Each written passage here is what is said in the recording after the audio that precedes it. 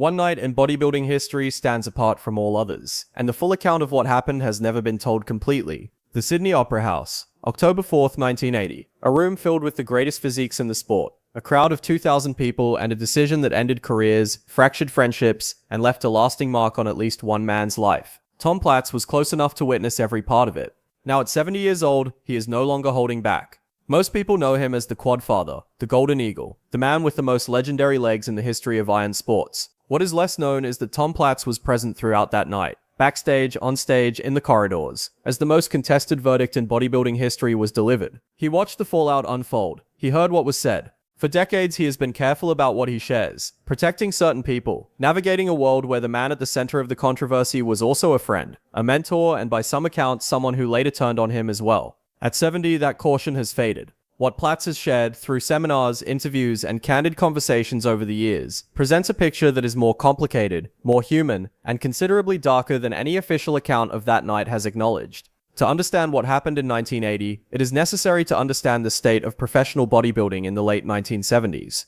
This was the golden era in every substantive sense, an exceptional concentration of physical talent competing for the same title, with distinct personalities, training philosophies, and genuine intellects all converging on the same stages. Arnold Schwarzenegger had won the Mr. Olympia 6 consecutive times between 1970 and 1975. He then retired, by all appearances drawing a clean line under an unmatched career. He was moving toward film, business, and a life outside the sport. Frank Zane stepped into that space and won the Olympia 3 consecutive years, from 1977 to 1979, a smaller, aesthetically refined physique in the tradition of classical proportion. The sport had shifted away from the scale of Arnold's era. Then there was Mike Mentzer. He is central to everything that went wrong that night. In 1978, Mentzer won the Mr. Universe contest with a perfect score, the first time in bodybuilding history that had occurred. Every judge, every point. In the 1979 Mr. Olympia, he finished second to Frank Zane. He was the most compelling challenger in the sport at that time. A man who paired an exceptional physique with a systematic, intellectually rigorous approach to training he called heavy duty. He wrote for magazines, gave lectures, and brought a depth of thinking to the sport that set him apart. By 1980, he was widely considered the leading contender for the title. Boyko was in that field. Chris Dickerson, arguably the most complete physique on that stage, was competing. Zane, despite an injury, chose to enter on Arnold's advice. Tom Platz was there, aiming for a breakthrough result. By most assessments, this was the strongest field the Mr. Olympia had ever assembled, with 5 legitimate contenders each holding a credible claim to the title. What no one had anticipated was that the man who had publicly retired would be returning to compete. The 1980 Mr. Olympia was held at the Sydney Opera House, a venue that reflected the growing stature of the sport at the time. CBS television was covering the event. Australian bodybuilder Paul Graham was organizing it. Arnold Schwarzenegger was expected to serve as a commentator. He had said so publicly. He was in preparation for the film Conan the Barbarian. The other competitors had no reason to believe otherwise. Schwarzenegger has said that it was during his preparation for that role that he decided the contest would be a worthwhile challenge, and chose to come out of retirement for one additional attempt at the title. What that framing does not account for is the reaction his entry produced, the shock, the anger, and the suspicion it generated among every other competitor making that trip to Australia. Boyko was among the first to learn of Arnold's participation, when head judge Bill Pearl called him in his hotel room and told him directly, "I just want to let you know that Arnold is going to enter the contest." That call came on the morning of the competition, not weeks before, not days before, but the morning of the show. The other competitors learned through similar channels, whispered conversations and hallway exchanges, each processing news that fundamentally altered the contest they had spent months preparing for. Frank Zane, in his own account, recalled a conversation backstage before the flight. Robbie Robinson told him plainly, "I heard the contest is fixed for Arnold to win." Zane began to question whether he had made the right decision in competing at all. Before the plane had landed in Australia, a top competitor was telling others the result had been predetermined. Whether or not that was accurate, it reflects the atmosphere surrounding the event. The concern was not without basis. The composition of the judging panel drew criticism over impartiality. Arnold had close personal connections to 4 of the 7 judges. The show itself was organized by Paul Graham, whom author John Fair identified as Arnold's close personal friend. Arnold had also co-organized Olympia shows from 1976 to 1979 alongside Jim Lorimer. He was not an outsider to this system. He knew its infrastructure, its personnel, and its workings in detail. His late entry also raised questions about his conditioning. By most accounts, he had reached only 80 to 90% of his peak physical form. The man who had set the standard for the sport was stepping on stage in a condition that by general consensus, he would not have accepted during his earlier competitive years. and yet he had concluded, for reasons that remain a subject of debate, that he could win regardless. What happened backstage before that contest is what Tom Platz witnessed directly, and it is arguably more revealing than anything that occurred under the lights. At the official competitors meeting held before the show, Arnold pushed to have the judging criteria changed. He wanted the contest run under a two-class format, under 200 pounds and over 200 pounds, which would have separated him from some of his most formidable competition. All 15 original entrants to the 1980 Mr. Olympia had signed a petition to have the show judged in open class, abolishing the two weight categories. At the competitors' meeting, arguments broke out between Arnold and the other bodybuilders. These were not casual disagreements. These were men who had sacrificed years of their lives, their joints, and their relationships to be in peak condition for this exact moment, now facing the possibility that the rules would change the morning of the show. Boyko, Samir Banat, and Mike Mentzer were among those most angered by Arnold's position, but it was Mentzer who stepped forward as the face of the opposition. He did not simply argue, he confronted. He was not deterred by Arnold's legend or his reputation. Mentzer was the most articulate and forceful among the objectors, and his anger was the kind that comes from watching something deeply unjust unfold in front of you. Arnold then made a remark that Tom Platz has never forgotten.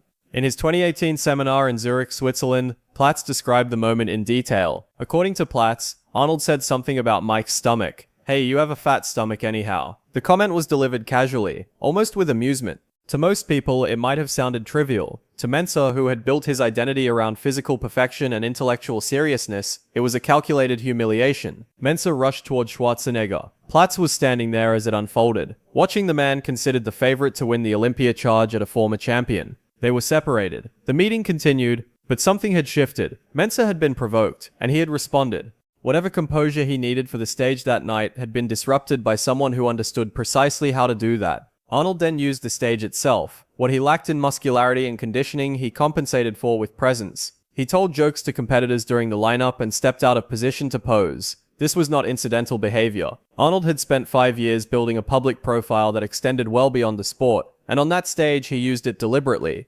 The prejudging, the comparison rounds, and the evening show all built toward the same moment, the announcement. The 7 judges awarded a score of 1 to the competitor they judged most deserving of first place. 5 of the 7 gave that score to Arnold, bringing his total to a perfect 300. Judges Jacques Blomer and Dan Howard awarded first place to Dickerson. The final tally placed Arnold at 295 points, Zane at 291, and Dickerson at 290. On paper, those numbers indicate a competitive result. In the room, the reaction was immediate and sharp. The results announcement produced a chaotic scene inside the packed Sydney Opera House. Roughly 40% of the 2,000-person crowd booed. Chris Dickerson jumped off the stage shouting, "I can't believe it." Frank Zane, the reigning champion who had competed through injury, reportedly threw his trophy against a backstage wall, though he later said he dropped it. When Mike Mentzer was handed his 5th place award, he said, "Bullshit." 5th place for the competitor who had earned a perfect score 2 years earlier, who had been regarded as the heavy favorite, who had trained to the outer limits of his preparation. 5th place behind a man who had done 8 weeks of casual training while filming a fantasy picture.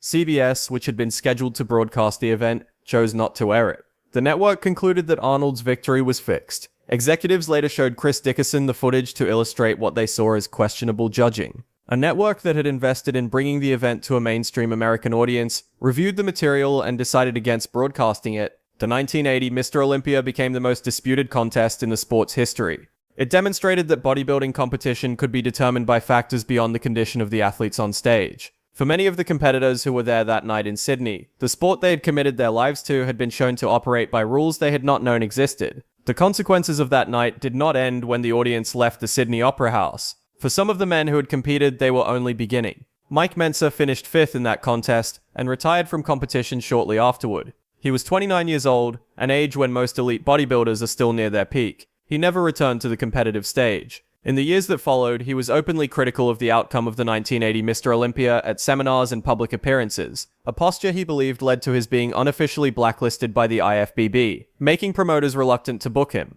By 1982, his annual income had fallen from $200,000 to nothing. Tom Platz, who witnessed the contest firsthand and maintained a friendship with Mentzer in the years that followed, has offered his own assessment of what ultimately damaged Mentzer. Platz believes the resentment Mentzer carried contributed over time to his physical decline and eventual death in 2001. "When you carry bitterness, it's bad. It's like cancer," Platz said. The bodybuilding community has debated that view ever since. Some agree with it. Others point to the amphetamines, the cardiac history, and the professional collapse as more direct causes. Fans have pushed back as well, one noting that the injustice went beyond personal insult to structural corruption within the IFBB, another identifying substance abuse as the more probable culprit. The truth is unlikely to reduce to a single cause. Mentzer maintained throughout his life that the 1980 contest results had been predetermined in favor of Schwarzenegger, and he held that position until his death. Mike Mentzer died on June 10, 2001 at 49 years old from a heart attack. His brother Ray discovered the body and died 2 days later. Two brothers, 2 days apart. The 1980 Mr. Olympia did not simply crown a 7th-time champion. In its aftermath, new judging rules were introduced. Television networks withdrew from the competition. The event prompted professional bodybuilding to confront questions about corruption, politics, and the integrity of its own judging processes. The controversy extended well beyond the competition floor and reshaped how the sport approached both judging criteria and competitor conduct. For the men who were actually present that night in the corridors, on the stage, in the back hallways of the Sydney Opera House, the events of that evening did not recede easily. They replayed in seminars, interviews, and private conversations for decades. Mentzer carried them until his death. Tom Platz has carried them into his 70s, still training, still discussing what that night meant and what it cost. What Platz has said about Mentzer is worth considering, not as a definitive verdict, but for what it reflects about Platz himself. He described Mentzer as the golden child, an intellectual bodybuilder with exceptional potential, who in his view could have become the next Mr. Olympia had he been able to move past the bitterness. That is the judgment of someone who also felt wronged by that sport, who also left without the title he believed he had earned. Platz took a different path. He became a professor of kinesiology. He coached, wrote, and continued training. His 70th birthday fell on June 25, 2025, and he remains active in a way that draws notice from people decades younger.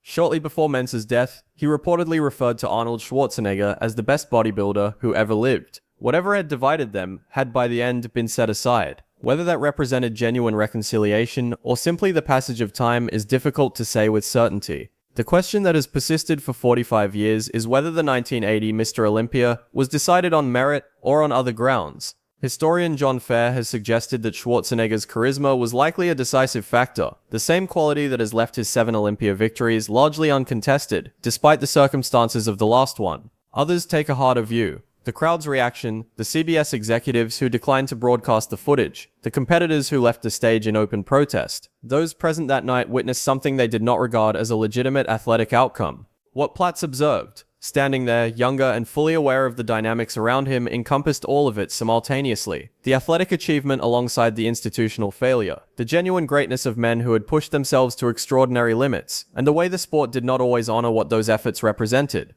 At 70 years old, Tom Platz continues to train, to speak, and to carry the memory of a night that altered the course of professional bodybuilding. His account, offered across years of seminars and interviews, is that what happened in 1980 does not yield a simple explanation. The contest was not solely about physical conditioning or competitive standing. It involved questions of power, legacy, and the tension between athletic integrity and commercial interest, and what follows when the most recognizable figure in the room also understands how the institution operates. Whether it was sport or something closer to performance, or some combination of the two that the sport has never found adequate language for, Platz was there, and his answer consistently is that it was all of those things at once, which is in part why it has remained worth discussing for as long as it has.